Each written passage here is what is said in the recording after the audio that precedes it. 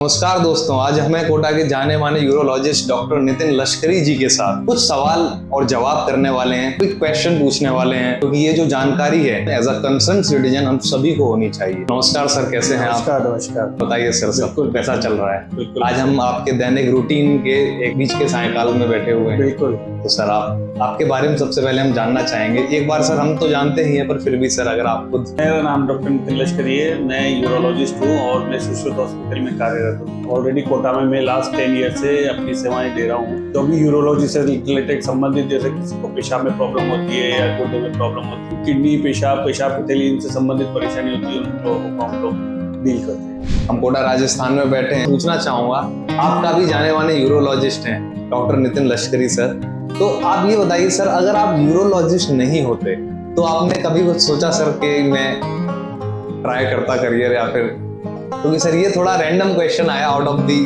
Contest है sir थोड़ा ये।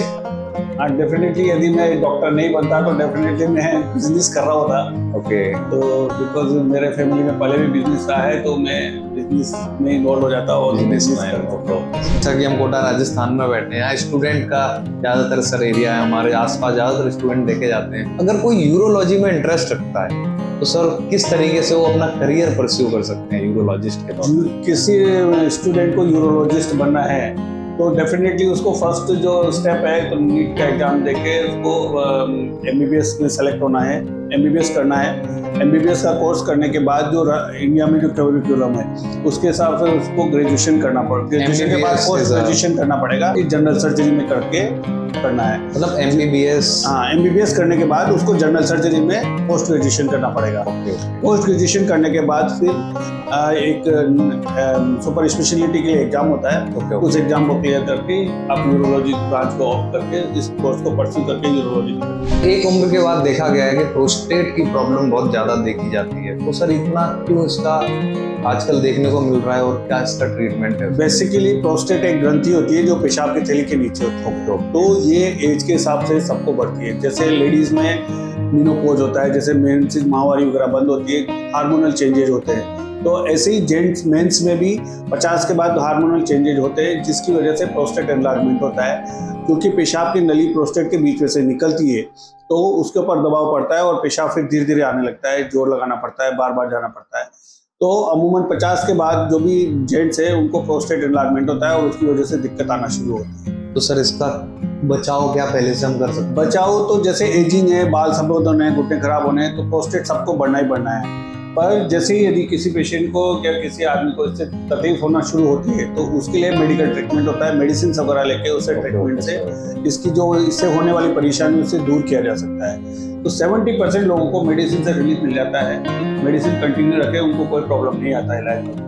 पर 30% लोगों को हो सकता है कि मेडिसिन लेने के बाद भी रिलीफ नहीं हो, और या मेडिसिन लेने के बाद भी परेशानी बन रही हो, उससे कॉम्प्लिकेशन वगैरह हो रहे हो, तो उस कंडीशन में सर्जिकल ट्रीटमेंट की जरूरत पड़ सकती है। तो सर्जरी भी आजकल बहुत अत्याधुनिक तरीके से हो जाती है, कोई कट नहीं लगता, कोई चिरा नहीं लगता, पेशाब करके 2 दिन डाल करके किया जा सकता है। ऑपरेशन करा करके आप इस परेशानी से दूर हो सकते हैं। जैसा कि सर गर्मी के दिन है, लोग ज्यादा पानी पीते हैं, तो कई बार सर फ्रीक्वेंट यूरिनेशन की चीज देखी जाती है, तो सर आप ये बताइए, क्या कोई ये बीमारी का संकेत है या फिर कभी ये चलता है, नॉर्मल रहता है? नहीं, फ्रीक्वेंट यूरिनेशन हो रहा है तो कुछ न कुछ तो प्रॉब्लम है डेफिनेटली। हो सकता है लिक्विड इंटेक है, ज़्यादा इंटेक है, तो हो सकता है उसकी वजह से पेशाब ज़्यादा आता है। पर यदि नॉर्मल इंटेक है और उसके बाद भी पेशाब को बार बार जाना पड़ता है तो डेफिनेटली कुछ न कुछ गड़बड़ है। तो बहुत सारे कारण हैं तो जिनकी वजह से पेशाब बार बार आता है। तो जैसे ओल्ड एज में प्रोस्टेट बढ़ जाता है और उसकी वजह से पेशाब में रुकावट आती है, तो उसकी वजह से पेशाब बार बार आ सकता है। कई लोग जो ओल्ड एज नहीं है पर उनको भी बार बार आता है, तो हो सकता है उनकी पेशाब में चिकन वगैरह हो। कई बार पेशाब की थैली की सेंसिटिविटी बढ़ जाती है, उसकी वजह से भी ज़्यादा स्टोर नहीं कर पाते और उसकी वजह से बार बार पेशाब करना पड़ता है, बार बार जाना पड़ता है। कई बार इन्फेक्शन हो जाता है, पथरी हो जाती है, इन सब चीज़ों की वजह से पेशाब बार बार जाने की जरूरत पड़ती है।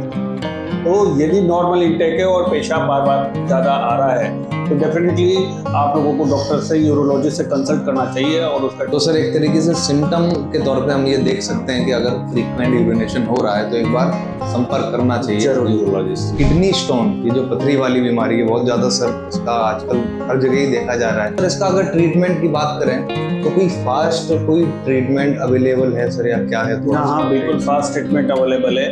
यूजुअली 7 से 8 mm तक का स्टोन में ऐसे कोई ज्यादा 7 to 8 mm, हाँ 7 से 8 mm तक के स्टोन के में ऐसे कोई ज्यादा प्रॉब्लम आता नहीं है, और ये यूजुअली मेडिसिन से पेशाब के साथ निकल जाती है। पर यदि इससे बड़ी कोई स्टोन होती है और वो कहाँ पर अटकती है, उसके हिसाब से सर्जिकल ट्रीटमेंट की जरूरत पड़ती है, जो कि आजकल अत्याधुनिक तरीके से दूरबीन से, लेजर से हो जाता है, जिसमें बहुत फास्ट रिकवरी है और हॉस्पिटल स्टे भी हार्डली 1 से 2 दिन होता है, उससे ज्यादा जरूरत नहीं पड़ता है। और सर पेन की अगर बात करें तो सब कुछ सारा काम अंडर एनेस्थीसिया होता है, तो ऐसा पेन फ्री ही ऑलमोस्ट पेन फ्री सारा काम होता है।